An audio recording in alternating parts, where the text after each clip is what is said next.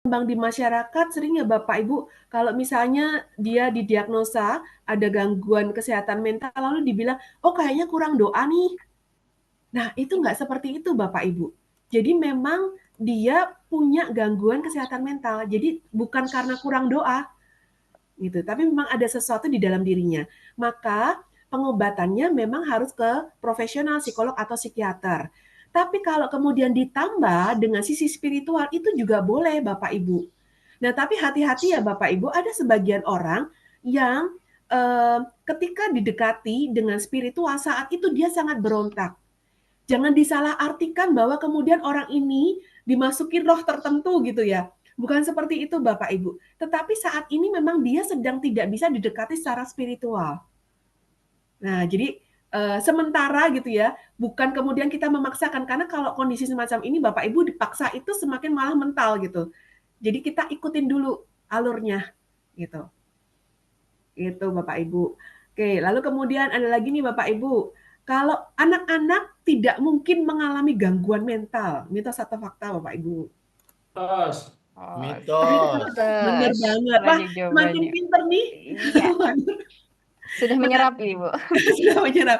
Ya, karena saya punya klien yang paling termuda yang sejauh ini saya tangani ya, kelas 3 SD itu dia gangguan OCD Bapak Ibu. Oh, Jadi dia itu bisa menghitung begini, setiap langkah ketiga dia akan lompat. Jadi kalau jalan itu 1, 2, 3 itu dia lompat. Lalu dia bilang 1, 2, 3, lompat lagi gitu. Dan semakin lama ketika anak ini nggak diobati, ternyata dia semakin ketakutan dengan angka. Jadi lihat jam itu dia nggak bisa. Lihat uang juga nggak bisa Bapak Ibu. Karena ada angkanya. Gitu. Jadi segala sesuatu yang berkaitan dengan angka itu dia punya ya ini psikotik ya karena dia punya pemahaman yang berbeda, keyakinan yang yang tidak tepat tapi diyakini itu sebagai kebenaran. Jadi ada fase psikotiknya. Itu Bapak Ibu. Nah, yang terakhir saya tanya nih Bapak Ibu, tidak ada yang bisa saya lakukan untuk membantu orang yang mengalami gangguan mental. Mitos atau fakta Bapak Ibu? Tos. tos. Mitos. Kalau ini fakta, saya nggak jadi nerusin gitu. Berhenti diskusi kita. Karena kalau mitos berarti Bapak Ibu yakin, punya keyakinan bahwa Bapak Ibu bisa membantu orang-orang yang mengalami gangguan mental. Insya Allah Oke. bisa, insya Allah Bu, insya Allah Ya, bisa. Oke. lah, Yang bisa penting niatnya Bu. dulu ya Siap Bapak Ibu gitu membantu, ya. Bu. Karena niat ini yang Siap. akan menuntun kita untuk lebih mudah. Iya. Gitu. Nah, Bapak Ibu saya mau share gitu ya dari data ke kementerian ya. Jadi beberapa waktu lalu itu kebetulan saya ikut apa ya diskusinya dari Kemkes gitu ya terkait dengan kondisi kesehatan mental di Indonesia dan ini memang apa ya memprihatinkan Bapak Ibu. Saya waktu itu sempat share ini di orang tua, di parenting, orang tua tuh sempat kaget. Oh, sebegitunya ya, baru orang tua juga mulai nengok anaknya seperti apa gitu ya. Jadi membangun kesadaran. Nah, memang dikatakan Indonesia saat ini darurat kesehatan mental. Kenapa? Dari data UNICEF dan Gallup ya di tahun 2021 Bapak Ibu bahwa dari 21 negara Indonesia itu menempati urutan ketiga di mana populasi 15 sampai 24 tahun itu mengalami depresi dan sedikit minat untuk melakukan sesuatu. Nah, ini kan yang berbahaya Bapak Ibu mengingat tahun 2045 katanya Indonesia emas. Nah, kalau generasi kita saat ini kondisinya semacam ini, apakah 100 tahunnya Indonesia nanti itu kita akan punya generasi-generasi muda yang berdaya? Nah, maka senang sekali kalau dari Bapak Ibu ada satu gerakan gitu ya, termasuk dari perpustakaan untuk mengatasi hal ini, mari kita bergerak bersama gitu. Nah, tadi seperti yang dikatakan hanya 2,6% yang mengakses layanan kesehatan jiwa gitu ya. Nah, ini kondisinya Bapak Ibu dan memang anak-anak sekarang itu secara apa ya, daya tahan itu jauh berbeda dengan generasi-generasi sebelumnya gitu. Nah, kenapa demikian? Ya karena pola pengasuhan orang tua mau nggak mau itu juga mempengaruhi. Betul. Nah, karena orang tua terutama generasi kalau sekarang anak-anak itu kan generasi alfa, generasi Z gitu ya. Jadi orang tua yang di generasi X gitu ya, mengalami satu transisi bahwa yang dulu kayaknya orang tua itu baby boomer sulit sekali, lalu generasi X sudah mulai punya gitu ya. Mereka punya konsep bahwa tidak ingin anak-anaknya mengalami kesulitan yang seperti dialami. Nah, sehingga tanpa disadari memberikan kemudahan-kemudahan yang akhirnya membuat anak-anak jadi kurang tangguh gitu. Nah, ini hal yang baik juga ketika perpustakaan juga bisa menghadirkan parenting karena ini akan membekali orang tua gitu ya, sehingga gerakannya nggak cuma perpus yang bergerak sendiri tapi juga dibantu orang tua melakukan satu hal ke anak-anaknya di keluarga masing-masing gitu. Nah, lalu juga ini ya Bapak Ibu kondisinya. Jadi depresi, anxiety, schizofren gitu ya, itu 3 gangguan dengan prevalensi tertinggi di Indonesia. Dan ini tadi yang dikatakan tentang mengakhiri hidup, Bapak Ibu. Kenapa sih anak-anak sekarang kok gampang sekali mengakhiri hidup? Karena mereka nggak punya self regulation. Mereka nggak tahu cara mengatasinya. Jadi mereka taunya apa yang mereka pernah dengar, apa yang mereka pernah lihat, itulah jalan keluarnya. Maka di sini pentingnya peran perpustakaan untuk melakukan mengedukasi ke masyarakat, termasuk buku-buku, itu harapannya buku-buku munculnya tidak hanya cara mendiagnosa saja ya, tetapi bagaimana cara mengatasi. Karena ada banyak cara untuk mengatasi gangguan kesehatan mental ketika kita merasa kondisi emosi kita sedang tidak baik-baik saja. Itu. Nah, yang terakhir saya rasanya akan cepat saja karena menurut saya teman-teman di perpustakaan yang tadi sharingkan itu sudah melakukan hal itu semua gitu ya.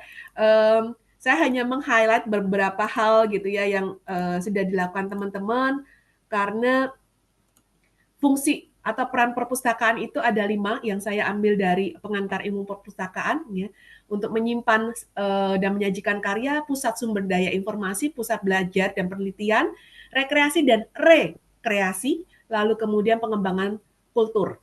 Nah, yang tadi yang sempat disampaikan dari Bu Dwi ataupun Bu Daria itu, mereka mengatakan sudah melakukan riset dan artinya peran perpustakaan melakukan proses penelitian di situ. Gitu. Nah, di area simpan saji karya ini, Bapak Ibu, ini yang bisa sebenarnya Bapak Ibu nanti belajar untuk biblioterapi. Mungkin bisa nanti belajar dari ahlinya gitu ya, bagaimana peran Bapak Ibu sebagai pustakawan mungkin bisa membantu untuk memberikan buku-buku yang tepat untuk dibaca oleh misalnya yaitu yang mengalami kecemasan atau relasi gitu ya, sehingga mereka bisa mendapatkan sudut pandang yang lain. Gitu.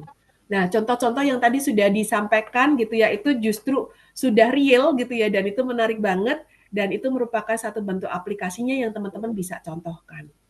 Gitu. Itu sebenarnya bisa saya bagikan, Bu Nur. Baik, terima kasih Bu Mariati. Ini Bu Mariatinya mempersingkat ya, karena ternyata dari narsum tadinya yang lain sudah menerapkan ya Bu ya. Sudah Betul. menerapkan yang bisa perpustakaan lakukan. Cuma tadi kita sepakati bersama ya Bu, kesehatan mental itu berarti kita sejahtera ya. Kita sejahtera dalam berbagai aspek ya Bu ya, fisik, mental, spiritual, dan sosialnya berkembang dengan baik ya Ibu. Betul. Kemudian tadi saya senang ini karena bukan akhirnya ya, kita bisa munculkan biblioterapi di sini. Ya, karena saya pustakawan juga yang memang tertarik dengan biblioterapi, tapi saya belum punya keahlian ya di bidang psikolog ya, jadi harus konsul. Mungkin nanti kita bisa sama-sama belajar, Ibu. Iya, Biblioterapi. Iya, menarik sekali karena rata-rata orang yang mengelola perpustakaan dan tertarik di dunia perpustakaan itu sudah hampir pasti suka baca buku. Baca buku. Iya. Kalau nggak itu cuma pekerjaan aja ya. Iya, betul. Pasti tanpa sadar pernah nih memberi referensi kepada orang buku apa yang harusnya dibaca gitu. Nah, cuman mungkin kita nggak sadar itu apa ya, biblioterapi atau bukan. Gitu. Baik, demikian tadi materi yang disampaikan oleh Ibu Mariati. Maaf. Nak. Iya. Wah, sudah ada yang raise hand ini padahal kita belum masuk ya ke sesi Oh, Tanya jawab. apa ya? Itu suaranya bocor. Hah? Oke, sebelum kita masuk ke sesi tanya jawab, ini juga di chatnya sudah banyak sekali pertanyaan yang diketikkan oleh para peserta. Sangat menarik ya materi-materi yang disampaikan oleh para pemateri kita. Sebelum kita memasuk sesi tanya jawab, kita akan saksikan dulu video dampak dari kegiatan perpustakaan yang sudah dilakukan. Ini dia videonya, mari kita saksikan bersama.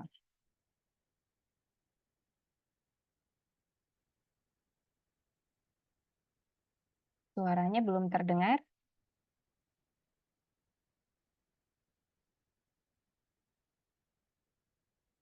Suaranya belum terdengar, Pemateri. Oke, sudah.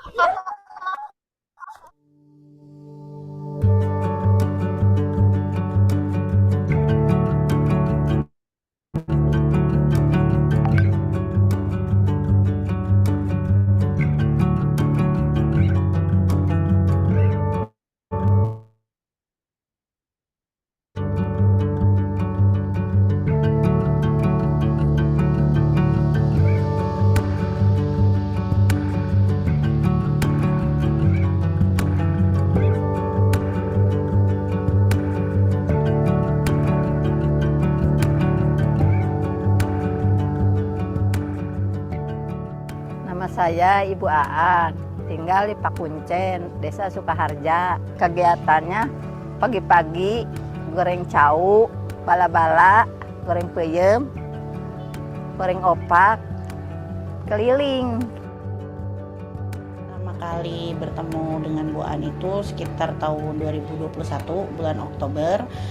Kami waktu itu sedang mengadakan pelatihan program pemberantasan buta huruf Al-Quran yang kami laksanakan setiap hari Senin pukul 10 sampai 12 siang. Kegiatan ini dilakukan sesuai dengan latar belakang saya sebagai sarjana pendidikan agama Islam, di mana program tersebut untuk mengentaskan buta huruf Al-Quran. Nah, di Pustaka Berkiprah sendiri, lansia yang kami bina itu usianya berkisar di antara 60 sampai 80 tahun. Arus zaman meninggalkan manusia yang justru bergerak melambat seiring bertambah. Namun dengan dukungan sosial yang tinggi, mereka yang berusia senja akan memiliki kebahagiaan personal yang tinggi pula. Ketika lansia itu anak-anak mereka sudah semakin besar, ya lansia itu merasa kesepian karena mereka tidak ada lagi teman untuk mengobrol atau menyampaikan keluh kesah. Nah, di Pustaka Berkiprah sendiri, selain kami itu menggulirkan program pemberantasan buta huruf Al-Quran, kami juga adakan program curhat ala-ala. Nah, jadi orang lansia ini diperbolehkan untuk bercerita tentang keluh kesah mereka.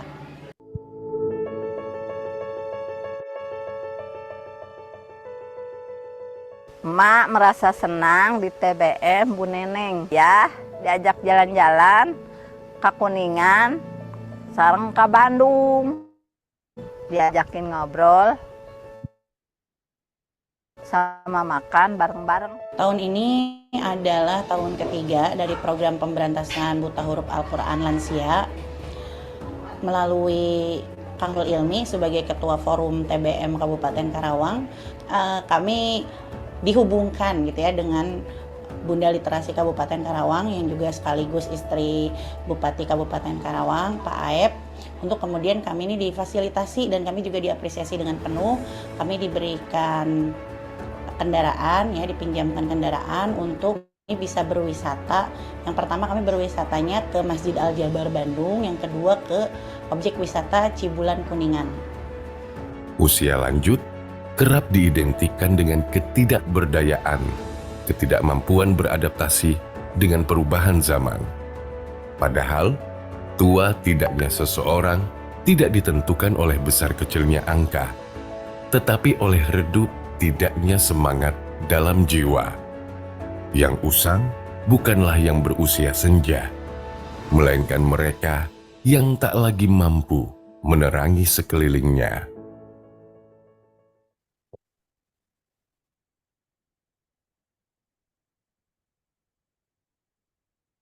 Iya, tadi itu videonya ya, ternyata tadi yang usang bukan usia senja ya, tapi yang mampu, yang tidak mampu bermanfaat bagi sekitarnya lagi. Jadi yang sangat baik adalah yang mampu menerangi sekelilingnya. Oke, rekan-rekan sekalian, kita akan masuk ke sesi berikutnya, yaitu sesi tanya jawab. Wah, sudah banyak sekali yang raise hand ya, dan ada banyak pertanyaan-pertanyaan di kolom chat. Ini gimana milihnya ini? Oke, agak sedikit membingungkan, tapi saya ingatkan sekali lagi, di hari ini, dalam kegiatan ini, kita akan memberikan apresiasi kepada 4 peserta teraktif nantinya. Dan bukan saya yang milih, itu akan panitia yang memilih siapa yang akan mendapat apresiasi tersebut. Saya Bu mau tanya Bu. Belum, Saya sebentar Bu. ya Pak ya.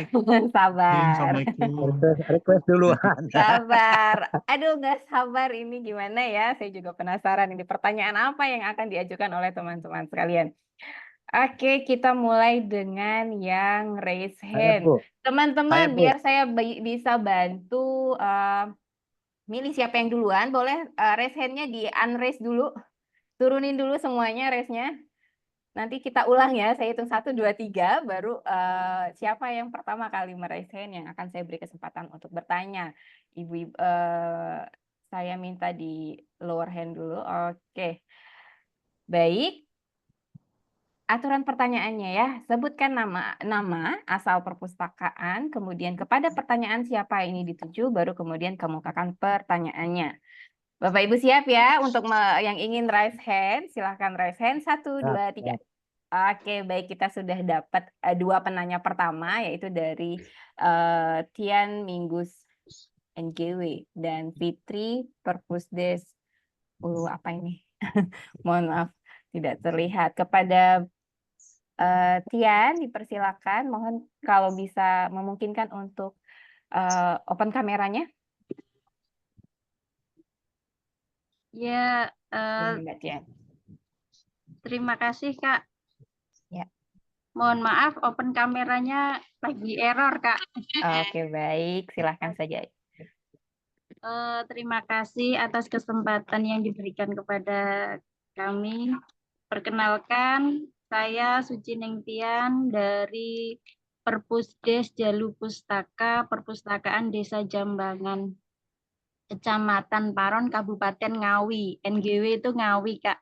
Ya. Maaf, saya belum tahu. Ya, Ngawi, Jawa Timur. Terima kasih.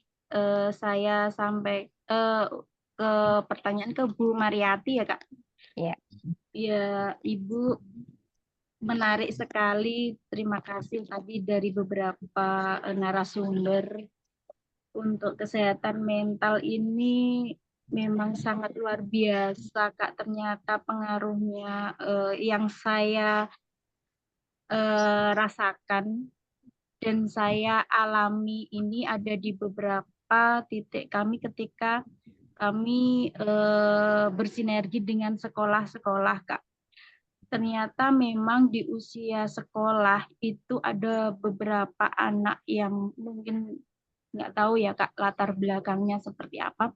Yang jelas itu yang saya alami ini yang pertama ada siswa yang tidak mau masuk ke dalam kelas. Ini alasannya itu karena saya ini juga di SMP ya Kak.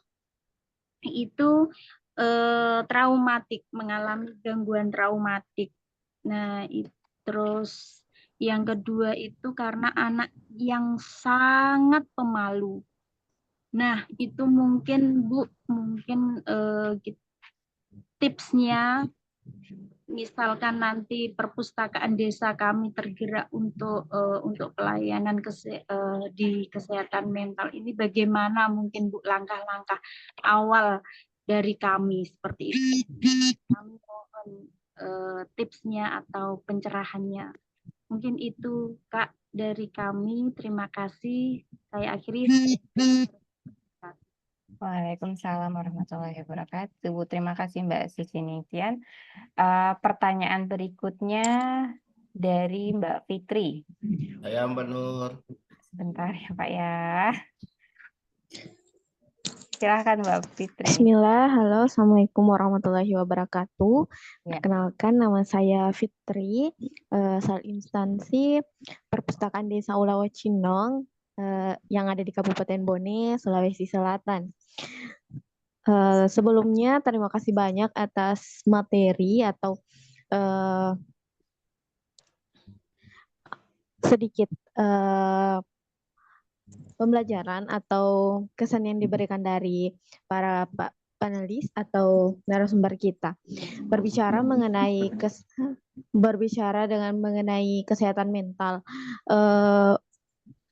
Pertanyaan saya di sini, bagaimana sih caranya perpustakaan desa khususnya yang perpustakaan desa terpencil ini dapat bekerja sama dengan tenaga kesehatan mental, misalnya psikolog atau konselor, untuk memberikan edukasi atau layanan bagi masyarakat. Mungkin hanya itu pertanyaan saya kembalikan kepada moderator. Terima kasih.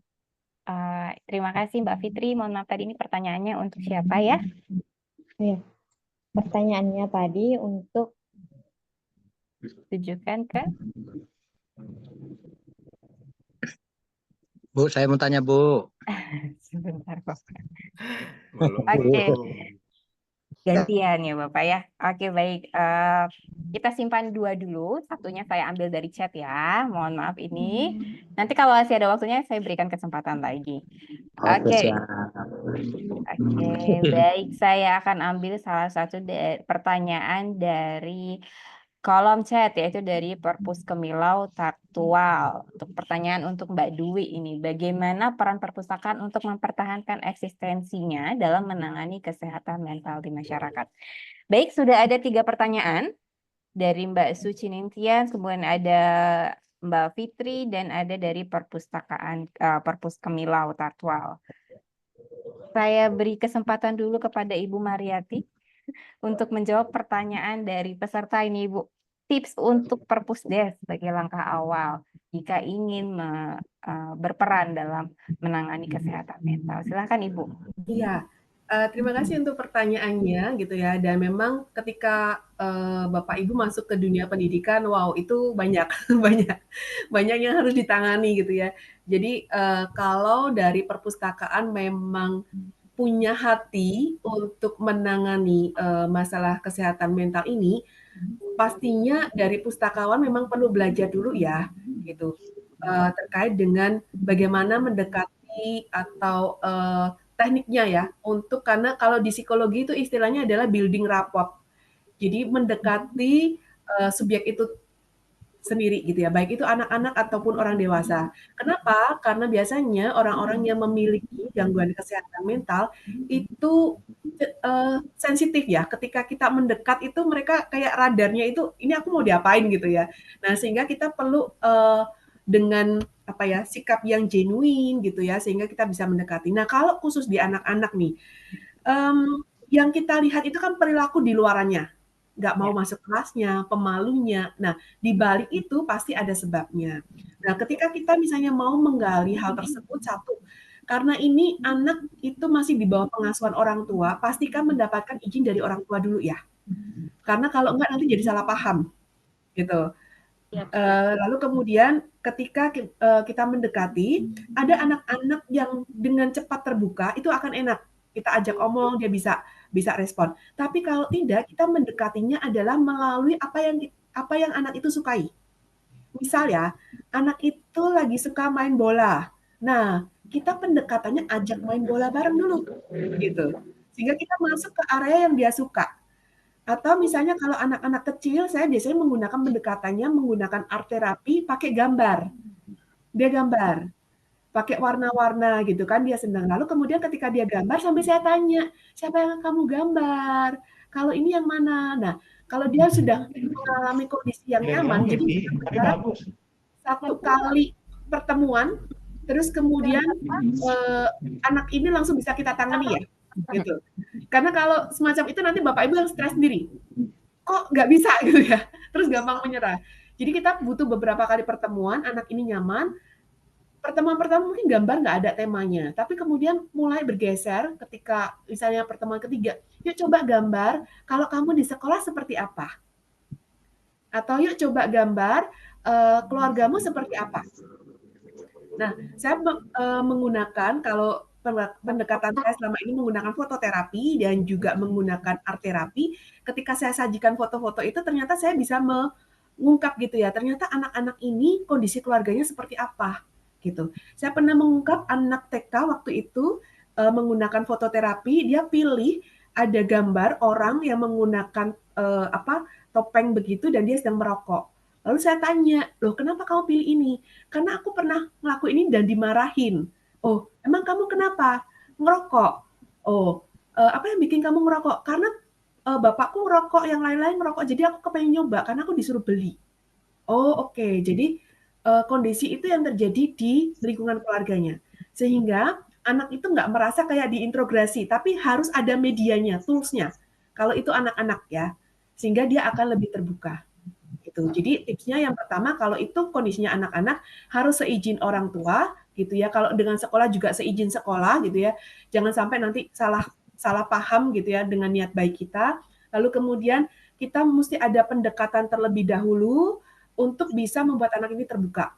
Masuknya lewat mana? Lewat hobi anak itu atau lewat tools, entah itu media seni atau kemudian juga bisa fototerapi. Nah, itu yang kita bisa lakukan dulu untuk pendekatan awal. Kalau nanti dari situ sudah mulai terdeteksi gitu ya, dan kayaknya itu butuh penanganan khusus, maka bisa di-refer ke psikolog atau psikiater. Atau tadi menarik kalau bisa kerjasama, ada psikolog atau psikiaternya yang bisa datang ke perpustakaan, itu akan membuat anak lebih nyaman. Itu. Oke. Begitu ya tadi ya Mbak Suci, bagaimana tipsnya? Berarti belajar dulu nih Mbak, pengelola perpustakaan atau pustakawannya nih, paling tidak belajar building report tadi ya Bu ya, building report nih, pendekatan dulu kepada subjek yang target-target pesertanya mungkin ya kalau perpustakaan. Oke, kita ke pertanyaan berikutnya tadi dari Mbak Fitri. Bagaimana perpustakaan desa terpencil ini dapat bekerja sama? Bu. Terima kasih. Iya, baik. Mungkin pertanyaan Mbak Fitri ini cocoknya untuk Bu Daryati ya Bu, karena Ibu yang sudah banyak melakukan kerjasama dengan rumah sakit juga ada, dengan Dinsos dan yang lain-lain. Silakan Ibu Daryati untuk memberikan tipsnya atau saran untuk Mbak Fitri nih. Terima kasih Mbak Fitri atas pertanyaan yang bagus. Kalau di Perpustakaan Desa Gledaksari, Mbak Fitri, kebetulan di Boyolali, di Kabupaten Boyolali ini ada program anti pasung. Nah, jadi program anti pasung ini ada kunjungan dari Rumah Sakit Pandan Arang Boyolali ke penyintas disabilitas mental. Nah, bedanya kalau di Gladaksari kita hadirkan beliau-beliau ini di perpustakaan. Kalau di desa lain mungkin itu langsung ke rumah-rumah ya. Nah, kalau di Desa Gladaksari kita kumpulkan di perpustakaan, dimobilisasi oleh mobil siaga desa. Itu yang pertama. Kalau kerjasama kami dengan Rumah Sakit Pandan Arang untuk menghadirkan psikolog ataupun dokter jiwa itu ya. Kemudian hal lain yang kami lakukan, kita sering ini update medsos. Ya, kita sering mengupdate medsos kita, ada di Facebook, Instagram gitu ya. Nah, itu sering kita unggah, apapun yang kita lakukan ini kita unggah. Dan alhamdulillah itu membuat banyak respon dari masyarakat. Jadi banyak relawan yang tergerak juga bagaimana mereka pengen berkontribusi gitu ya. Seperti itu. Kemudian kami juga melakukan advokasi kepada teman-teman reoni gitu. Alumni SD, SMA, SMP gitu ya, yang mereka notabene membidangi gitu ya. Ada praktisi, kemudian ada teman-teman yang kita kenal baik seperti itu, ada grup-grup WhatsApp. Ini saya aktif di situ. Jadi mereka punya ini punya apa ya empati apa yang kita lakukan ini ternyata memang menjadi magnet kebaikan sih, menurut saya gitu. Jadi kalau kita melakukan kebaikan itu akan ada magnet-magnet kebaikan yang Tarik. menarik, Iya. akan menarik kita juga gitu. Jadi meskipun sebenarnya baru mulai dari hal kecil yang kita lakukan gitu ya. Apa yang mampu kita lakukan sih perpustakaan kita melakukan dengan tulus, insya Allah nanti akan banyak sinergi yang bisa terserap gitu ya.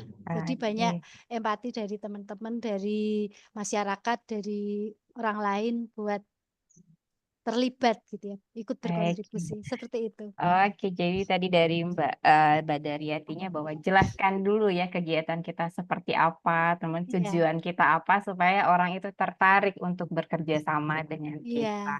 Seperti itu Mbak Fitri jawaban dari Mbak Daryatinya. Kemudian Terima kasih banyak jawabannya. sama-sama. Mudah-mudahan bisa diterapkan ya Mbak ya. Iya. Baik, kemudian untuk pertanyaan ketiga tadi dari Perpustakaan Kemilau, silahkan Mbak Dwi untuk menjawab pertanyaannya. Ya, terima kasih Mbak Ufi. Iya. Terima kasih untuk Perpustakaan Kemilau ya. Ya. Ya, Mbak Dwi.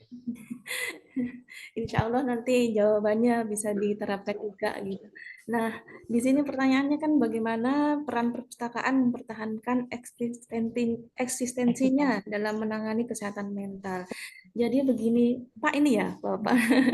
Jadi begini, Pak, kebetulan kami Desa Ayula Selatan itu sebagai desa ramah perempuan dan peduli anak.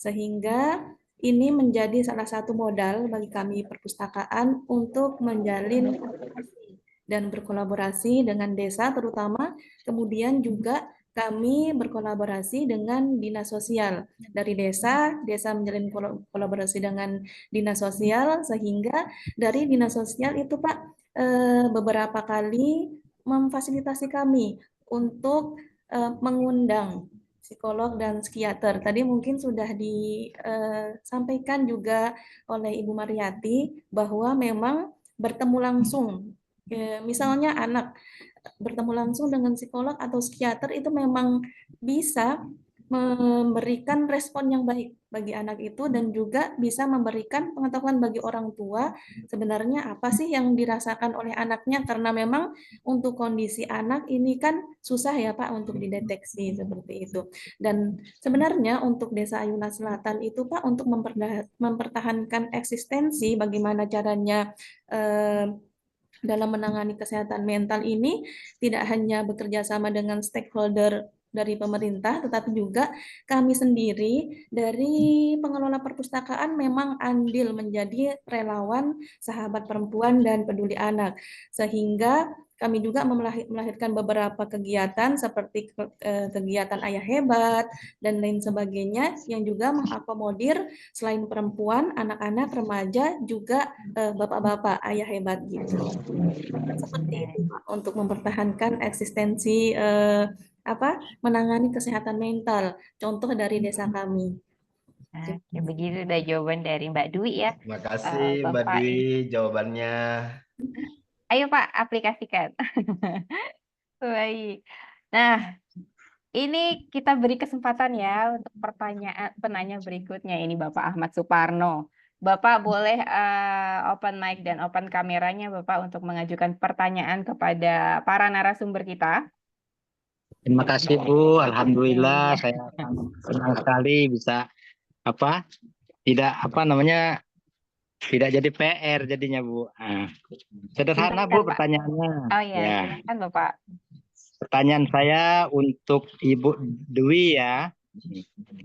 Nah ini kebanyakan itu latar belakangnya apa Bu sehingga anak remaja dan anak tersebut bisa melakukan bundir itu? Itu pertanyaannya sama Bu Dewi. Kedua, pertanyaan saya untuk Bu Daryati. Nah, tadi sejauh mana dampak baik atas kegiatan layanan disabilitas yang bermasalah dengan mental dengan adanya program yang dilakukan tadi. Nah, apa sudah ada anak-anak tersebut yang diberdayakan di kemasyarakatan, dalam artian sudah kita berdayakan, kita hargai itu apa namanya pemikirannya. Yang terakhir, pertanyaan saya kepada Bu Mariati. Nah, ini untuk menyeimbangkan kondisi mental dan spiritual kita agar stabil, ada nggak kira-kira kiat-kiat kita agar tetap stabil apa namanya mental dan spiritual kita, karena kan suka galau juga kita. Demikian pertanyaan saya tiga-tiganya. Terima kasih. Assalamualaikum warahmatullahi wabarakatuh. Waalaikumsalam warahmatullahi wabarakatuh. Terima kasih Pak Ahmad Suparno, ini sudah menyimak sekali ya Bapak ya. Tiga pertanyaan untuk 3 narasumber. Terima kasih Bu. Ya, sama-sama. Baik, ini untuk para narasumber kita. Siapa dulu yang ingin menjawab pertanyaan dari Pak Ahmad Suparno ini? Sesuai urutan ya, baik ya. Mbak Dwi, menurut Mbak Dwi ini apa sebenarnya latar belakang dari? Baik, mungkin tadi juga belum sempat disebutkan ya Mbak, belum sempat dipaparkan juga karena memang slide-nya tadi agak terganggu. Ada gangguan sedikit ya. Sebenarnya Pak, kalau di wilayah kami, khususnya di Gorontalo, khususnya di Ayula Selatan, itu beberapa faktor yang kami temukan untuk kasus bundir ini. Itu yang pertama, paling banyak itu adalah faktor ekonomi. Kemudian ada juga faktor tekanan pekerjaan. Tetapi Pak, ternyata tadi sudah saya sampaikan juga bahwa yang namanya bundir ini ternyata tidak mengenal usia Pak. Karena ada juga kasus yang bundir ini korbannya itu adalah anak yang di bawah umur. Dan ternyata ada Pak tekanan dari cara belajar. Misalnya ketika anak itu sekolah, mungkin di sini ada yang ibu bapak guru juga ya, anak sekolah sekarang kan sudah full day gitu. Sedangkan sudah full day, akhirnya juga dapat PR di rumah. Jadi itu menjadi faktor dia untuk merasa stres atau depresi gitu. Jadi ada tekanan secara psikologis gitu dari cara belajarnya. Kemudian juga satu kasus yang ada di tempat kami itu memang terjadi di wilayah kami dan juga masyarakat kami mengenal sehingga itu menjadi fenomena yang menakutkan seperti itu adalah faktor dari pinjaman online, lagi-lagi dari faktor ekonomi. Sehingga Pak, banyak sekali sebenarnya faktornya, hanya saja yang paling menonjol, yang paling banyak terjadi itu adalah faktor ekonomi, dan untuk anak-anak itu tekanan dari cara belajar itu Pak yang paling banyak di sini. Baik, mungkin itu ya. Terima kasih. Terima kasih Mbak Dwi. Terima kasih penjelasannya Bu. Oke, tadi 2 faktornya sudah terjawab ya Pak ya. Baiknya berikutnya pertanyaannya untuk Bu Daryati. Mbak Daryati ini, sejauh mana dampak baik program yang sudah Mbak Daryati lakukan? Ya, sejauh mana dampak keberhasilan program ya? Karena ini memang ya program ini kita berkelanjutan Mbak. Dari 2020 kita mulai konsen di salah satu kegiatannya itu kita mulai konsen di pendampingan disabilitas. Jadi alhamdulillah hingga tahun ini tadi sudah kami sampaikan Pak, ada beberapa impact nih, ada beberapa masyarakat yang mengalami gangguan mental. Ini sudah bisa membantu merumput, kemudian tadi ada yang bahkan sudah bisa membawakan acara. Nah ini bahkan secara ekonomi sudah ada yang bisa memproduksi juga, jualan juga. Ini kami menganggap itu adalah keberhasilan yang benar-benar bagi kami ini Bismillahirrahmanirrahim ya, sesuatu banget gitu. Kami sangat bangga, seringkali ini menjadi inspirasi bagi masyarakat juga. Ternyata beliau-beliau ini punya potensi gitu ya. Ini menjadi salah satu capaian bagi kami. Kemudian kalau untuk kegiatan disabilitas yang bagi anak usia sekolah Bapak, ini kebetulan baru tahun ini kita mulai konsen, kita baru mulai jalan. Jadi meskipun pendampingannya beberapa memang sudah kita dampingi ini lumayan ya, tahun-tahun sebelumnya sudah, tapi mulai membuat kelompok belajar ini baru di tahun 2024. Alhamdulillah Bapak, meskipun mereka belum berdaya banget ya kalau anak-anak, tapi paling tidak mereka sudah mau berkumpul dengan teman-teman. Seperti tadi Bu Mariati juga menyampaikan ya, ternyata biasanya mereka yang mengalami gangguan ini suka mengurung diri seperti itu ya Bu ya. Nah ini alhamdulillah adik-adik ini sudah mau bergabung bahkan ikut sekolah di SLB juga, kemudian ikut mengaji Iqra juga. Alhamdulillah. Ya, ya, seperti itu. Jadi juga bermain dengan teman-temannya ini sudah pede, Bapak. Alhamdulillah Bu, ada hasilnya banget ya Bu. Ada perubahan, iya. Jadi dengan pendampingan kita, tentunya memang kita perlu pendekatan yang luar biasa, terutama kepada orang tua. Biasanya ini menjadi titik apa ya? Makanya tadi saya sampaikan hal kesehatan mental ini bukan sesuatu untuk disembunyikan, tapi harus dicarikan solusi agar mereka menemukan potensi. Itu sih, seperti itu. Terima kasih Bapak atas pertanyaannya yang luar biasa juga. Baik, terima kasih Bu Daryati Sama Bu, jawabannya. sama-sama. Terima kasih. Iya, sudah ya Pak. Jawabannya sudah dijawab Bu Daryati tadi, dampaknya sangat banyak dan tentu saja bermanfaat bagi yang mengikuti kegiatan yang dilaksanakan oleh perpustakaan Geladak Sari tadi. Dan ini Bu Mariati pertanyaan ketiga dari Pak Ahmad Saproni tadi. Ini kayaknya pertanyaan semua orang juga nih Bu. Bagaimana ini menjaga supaya mental kita dalam kondisi yang stabil? Oh, emang harus distabilkan ya Bapak Ibu? Iya Bu, Asumsinya begitu. Karena kalau hidup, kan kata iklan aja life is never flat ya. Karena kalau hidup kita terlalu stabil gitu ya, itu nggak ada dinamikanya Bapak Ibu. Gitu. Jadi perlu bergejolak dikit-dikit gitu ya, supaya kita itu jadi ada semangatnya. Coba bayangin Bapak Ibu ngelakuin kegiatan stabil terus rata terus ya udah akhirnya kan ya udah biasa gitu ya. Nah, sebenarnya stres dalam kehidupan kita itu diperlukan. Tapi kadarnya seberapa itu yang perlu kita perhatikan gitu. Jadi kalau nggak ada stres sama sekali ya Bapak Ibu nggak akan malah berkembang. Tapi karena ada tekanan sedikit gitu ya, yang akhirnya membuat Bapak Ibu kreatif. Nah, contohnya aja ketika ngelihat nih Bapak Ibu saat ini ngelihat kebutuhan, ada keprihatinan gitu ya. Hati kita itu kan rasanya nggak bisa dideskripsikan ya, cuman terasa bergejolak. Karena ada perasaan itulah yang akhirnya menggerakkan kita untuk berbuat sesuatu. Gitu. Iya, Bu. Kita melihat semuanya flat aja, ya udah nggak ada apa-apa gitu. Jadi sebenarnya nggak apa-apa juga kalau stres itu istilahnya adalah eustress ya. Jadi stres dengan takaran yang cukup itu membuat kita bergerak maju.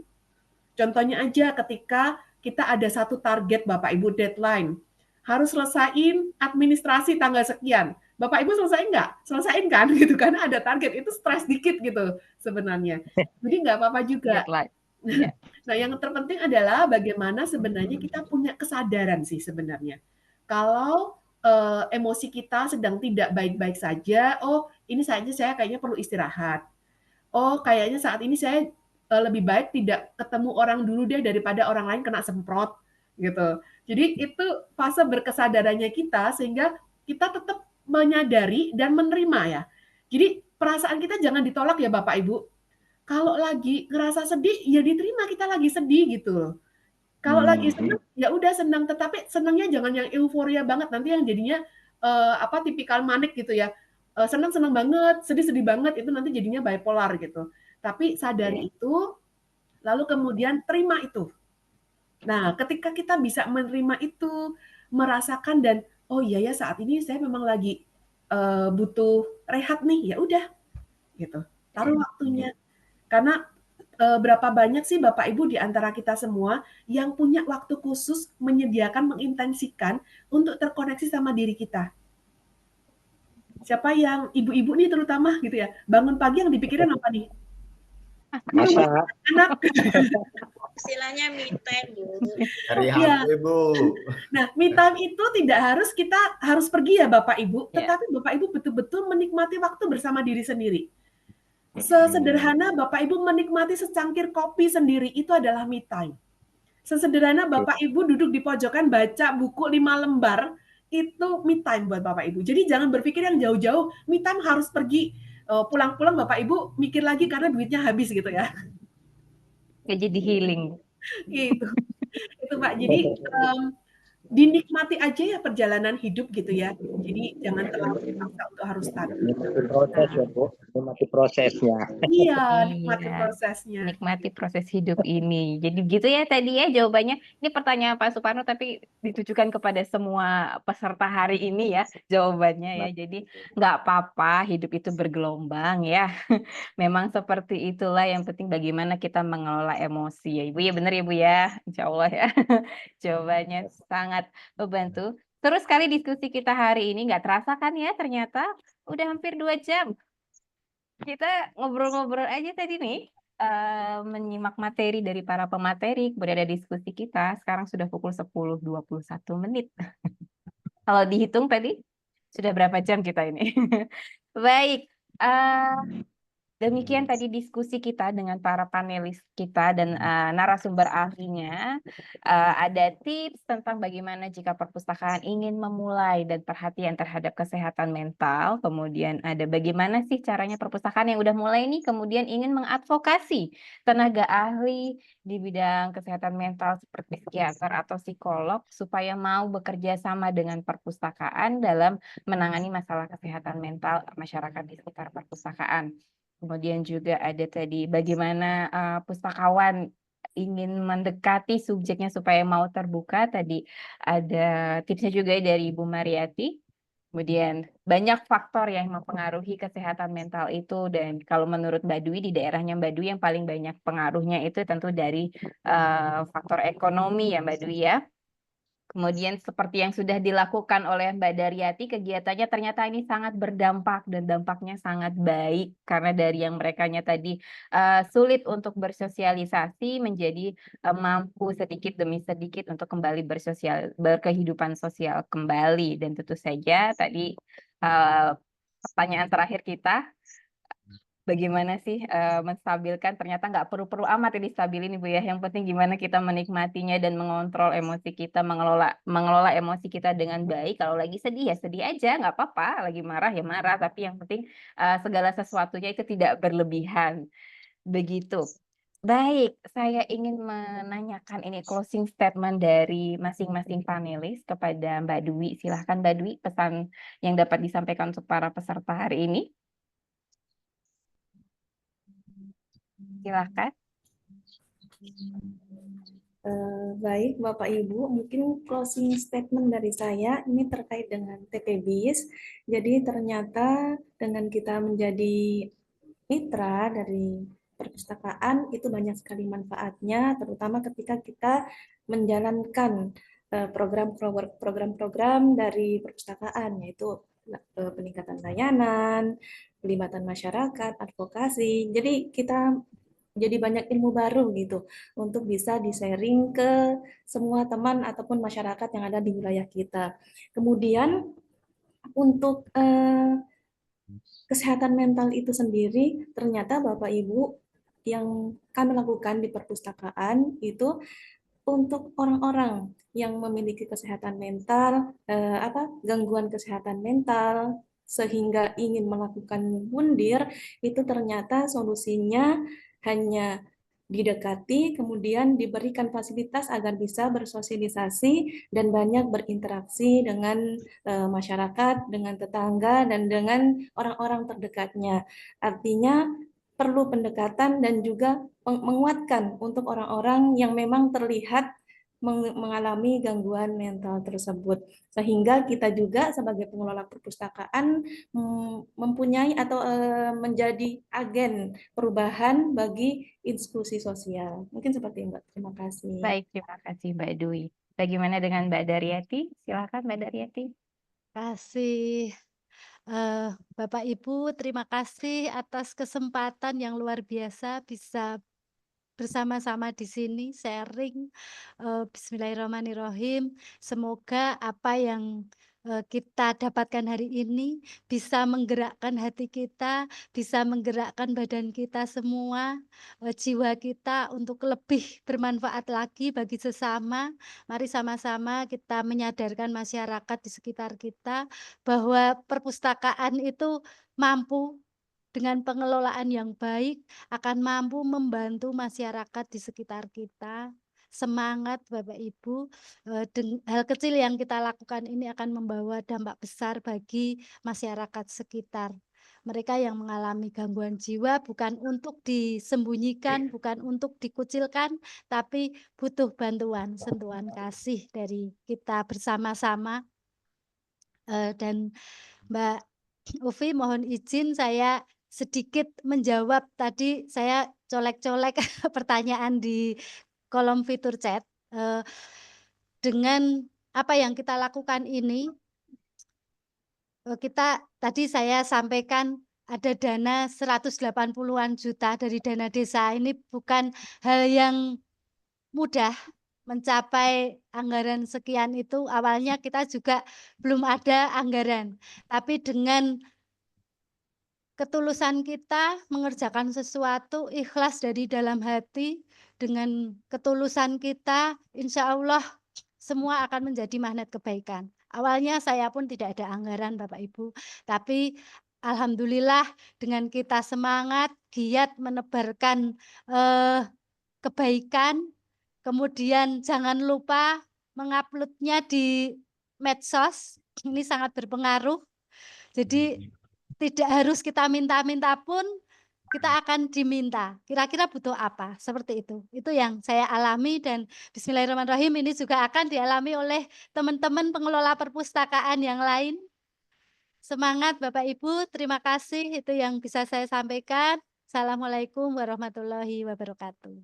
Waalaikumsalam warahmatullahi wabarakatuh. Baik, terima kasih dari Ibu Daryati ya.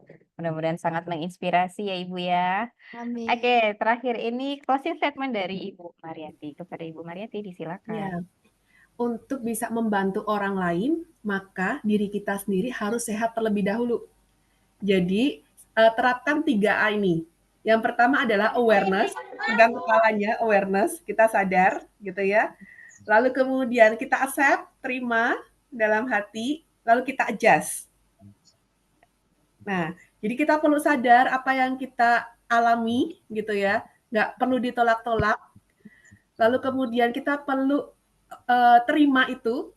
Kalau lagi sedih, oh badanku kerasa ini. Kalau lagi marah, ada nggak yang menyadari kalau badannya kerasa panas semua? Nah, itu adalah bagian kita awareness, kemudian kita terima. Oh, saya kayaknya mau marah. Tapi sekian menit atau sekian detik kita punya peluang untuk memutuskan apakah saya akan marah pada orang di hadapan saya dengan berapi-api atau saya akan menyalurkan dengan cara yang lain. Nah, disitulah bentuknya kita adjust. Jadi bareng-bareng ya Bapak Ibu. Apa yang pertama? Aware, accept, Adjust. yes. Itu Bapak Aware, Ibu. accept, and judge. Dan buat teman-teman semua yang bergerak di perpustakaan, kalau jadi teman curhat buat para pengunjung gitu ya, teman-teman kayaknya juga butuh waktu untuk mengeluarkan itu ya, untuk releasing karena konten cukup banyak itu melelahkan gitu. Thank you. Terima kasih Ya, Ibu Mariati. udah kewajiban kita, Bu. Ya, jangan lupa 3A-nya dan pengelola perpustakaan jangan lupa untuk rilis juga kitanya ya, jangan cuma terima tapi kita juga rilis. Baik, terima kasih untuk para panelis dan narasumber kita hari ini. Ilmunya mahal sekali, ini ya ilmunya sangat bermanfaat. Mudah-mudahan kita semua yang mengikuti kegiatan ini dapat mengaplikasikan informasi yang kita dapat dan kita manfaatkan untuk di kehidupan kita sehari-hari. Amin. Iya, Bapak Ibu sekalian, saya sekali lagi mengingatkan jangan lupa untuk mengisi daftar hadir dan menggunakan email yang dapat digunakan karena sertifikat akan dikirim langsung melalui email tersebut. Ya, Bu. Sudah. Iya, dan jangan lupa juga ada link untuk umpan balik dari kegiatan kita hari ini sudah di-share di chat, silahkan dicari di kolom chat. Dan sebelum saya tutup, tadi saya sudah menjanjikan akan ada 4 peserta yang mendapat apresiasi dari kami sebagai peserta kita yang gimana terbaik, bisa dibilang seperti itu ya, yang pantas untuk mendapatkan apresiasi tentu saja sudah dipilih oleh panitia kita di kegiatan kali ini. Akan saya bacakan 4 orang yang beruntung hari ini. Peserta pertama adalah Bapak Ahmad Suparno dari Perpusdes Alam Bukit Lestari. Selamat pada Bapak. Terima Kemudian kasih, Bu. ya, kemudian ada Asep saya Hidayatullah. Kemudian ada Trio Saputra dan yang keempat Ajru Fajriah. Pada para peserta yang mendapat apresiasi, selamat dan mohon untuk mengisi daftar informasi di daftar hadir dengan teliti dan benar supaya apresiasi dapat diberikan langsung kepada para peserta tadi. Oke. Waktunya juga sudah cukup nih, sudah habis sesuai dengan jadwal jam 10.30 bahwa kegiatan kita selesai.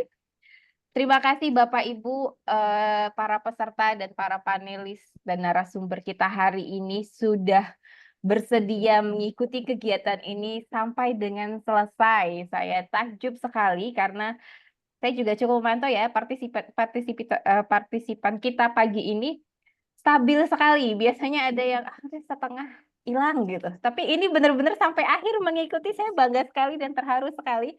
Benar-benar materi yang berkualitas memang ditunggu oleh para peserta kita pagi ini. Untuk link materi mungkin nanti akan dibantu. Kemudian saya ucapkan sekali lagi terima kasih Bapak Ibu.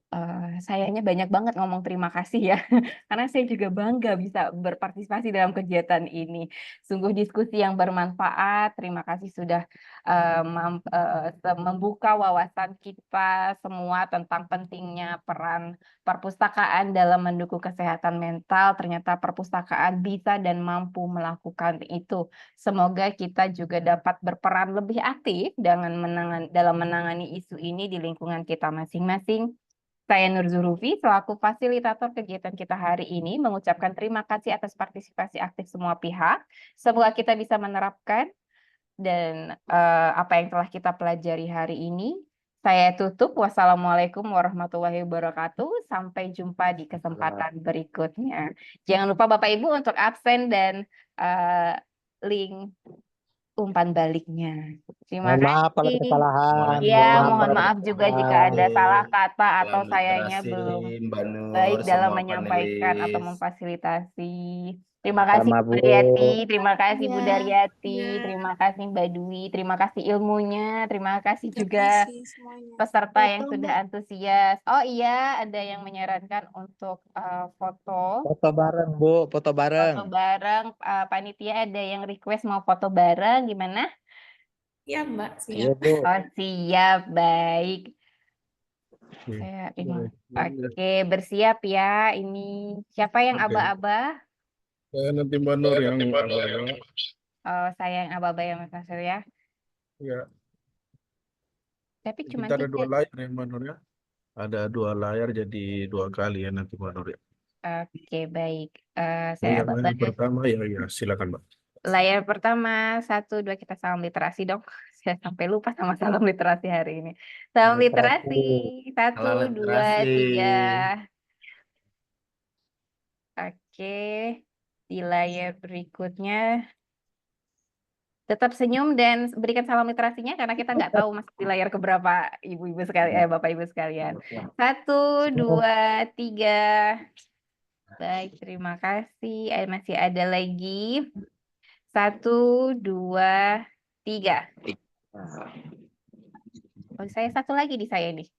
1, Ya. 2, 2. 3. Baik, terima kasih para pesertaku yang hebat-hebat. Kegiatan ini sangat bermanfaat. Iya, saya juga baca di chat ini katanya tolong diadakan lagi ya kegiatan seperti ini karena ternyata materinya sangat menarik ya. Perpusnas ada saran untuk diadakan lagi kegiatan seperti ini, mohon ditampung. Benar, Bu. Ini dari pesertanya. Terima kasih Bapak Ibu yang ingin live, boleh silahkan live, tapi sebelum di live jangan lupa untuk absen dan link umpan baliknya. Umpan balik udah di mana, Bu? Ada di Zoom, ada di Zoom, ada di linknya. Ada di link di kolom chat ya Bapak ya. Oh, nggak tahu. Kemudian materi juga sudah di-share, silahkan untuk dilihat-lihat kembali. Coba Bu, yang kemarin tuh nggak ada kok anunya Bu, saya Apa nggak itu? masuk informasi kolom linknya nggak ada saya Oh kemarin. ya, ini untuk materinya kembali saya share. Bapak Ibu yang sudah mengisi umpan balik, daftar hadir, dan mendownload